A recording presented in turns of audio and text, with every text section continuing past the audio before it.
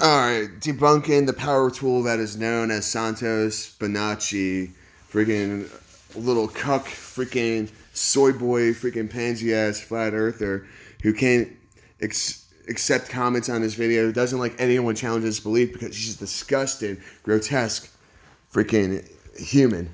He's not light. Well, if he is, he's freaking. No, he's not light. He's the freaking scum of the earth. And the freaking, and I used to look up to him, but how can someone be so freaking disgusting and so fucking stupid? And I know that skeptics will say it doesn't matter what shape the Earth is when there are bigger problems and issues around. There are other things we need to address, and we can worry about what shape the bloody Earth is afterwards. But I know you would argue that it is actually of profound importance in terms of how we view ourselves and our place here. It really does matter. Absolutely, it does matter. How dare you say such an offensive, stupid thing, I would say to them, because clearly all lies must be exposed, especially the bigger ones. This is like you, Santos, you the biggest one, and all the others hinge on it. So to say such a thing is offensive to the intelligence of the spiritualized beings and the ones who are advancing the truth movement today. You're not advancing anything anymore, you dumbass. You freaking drank the Kool-Aid. You freaking, I don't know what. You must have gotten freaking sodomized by freaking a Mormon or something like that, because your Mormonism is coming out. You disgusting freaking pedo. These ones are discrediting the truth movement, contrary to what they say that the flat. You're discrediting everything. Earthers are. Especially they are dragging their heels, because the evidence is out on the table. It's a done deal. Case closed. I rest my case with Tesla. Tesla says gravity is a crock, and relativity of Einstein. He thought Einstein was a monkey man with his relativity hocus pocus. So I rest my case with him. He was an intelligent that he could wipe the table with my intelligence, 10 times over. So I don't. A freaking piece of shit from a shit-eating freaking parasite has more intelligence than you. Have to argue. I've got Tesla. I've got other great people, great scientists who don't believe, know that the Earth is a flat plane and a flat disc, and it's only, benefiting and serving the elite classes, that we are dragging our heels. Who are you serving, you jackass? On this matter, I would suggest to these half-truthers, get on these videos, get on the information, study it, do your own. You're just trying to freaking cater to the freaking ill-informed flat Earth society, you jackass. You're a complete fucking jackass. Research, you lazy bums, because you're dragging everyone else behind, and you're just a lazy. Okay, let's just let them berate us a little bit, right? Because that's the best way. That's the best way to really convey a message. And see, this is how disgusting this person has become. Ass bums, and you're just mundane idiots. Yeah, you are. Call yourself truthers. I'm gonna go after them all. I'm not gonna have any mercy on these idiots. I'm sorry, but. Going after them all. How are you gonna go after them all when you freaking don't even allow comments on your video? On any of your videos. They are dragging their heels, and they're disgraceful. Absolutely disgraceful. I mean, just one evidence, like the evidence I gave. How can you have a target-shaped bullseye, North Pole time-lapse star trails if you are both rotating and orbiting at the same time? Think, for God's sakes. It's disgusting that you can't even think that one through. It's impossible that we are spinning or moving. Impossible, totally. Both movements cancel each other and cancel those images totally. And so, what are we doing? We're arguing with kindergarten children that insist that Santa Claus came down the chimney because they heard it at school. Fucking jackass. So, I go with popular science. Oh no, this is a pay. Hold on. Let me. Hold on.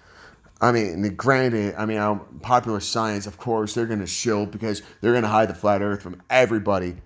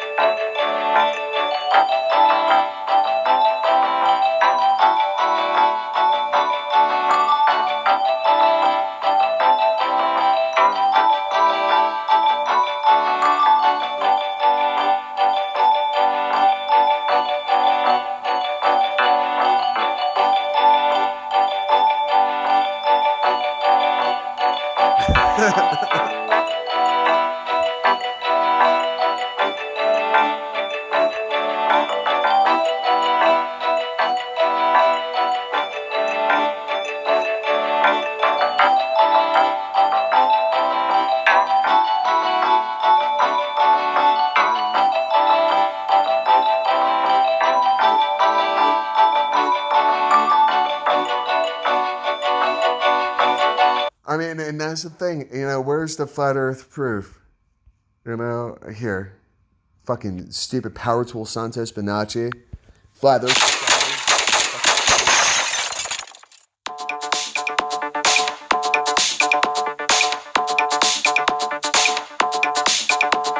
So you're an astronaut.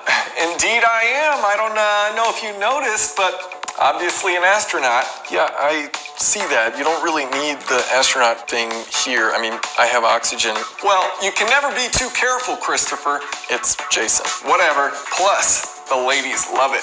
Well, I'm sure they do, Neil. It seems you're left with little else to impress them with. Tell me this. I mean, as an astronaut who's been on the moon and looked at Earth from outer space, surely you can confirm that it's spherical, yes? See, that's just the thing, Jerry. It's Jason. Whatever. The point is, I was never in space. Oh, okay. Explain further. I've got the ice cream sandwich here to prove. Alexa, turn on the house lights. Got a runner. Sorry, people.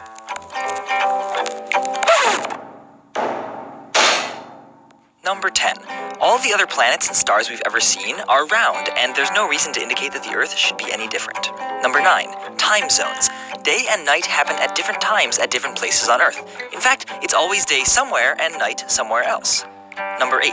The Coriolis effect means freely moving things like cannonballs or hurricane winds are deflected to the right, but only if you're north of the equator. If you're south of the equator, they're deflected left. Number 7. Triangles. If you walk 10,000 kilometers straight along the Earth's surface, turn 90 degrees to your right, walk 10,000 kilometers more, turn right again, and walk another 10,000 kilometers, you'll be back to where you started, having successfully made a triangle with 3 90-degree angles. As any geometry student can tell you, this is impossible on a flat surface. Number 6. The sun, in general, gets lower and lower in the sky as you travel away from the equator, and you can use this to directly measure the Earth's curvature. Pick 2 places a few hundred miles directly north and south of each other, and at noon, measure the shadows cast by a vertical meter stick at each location. You can use the shadow lengths to figure out the angle between the sticks, and once you add in how far apart they are, you can calculate the Earth's curvature.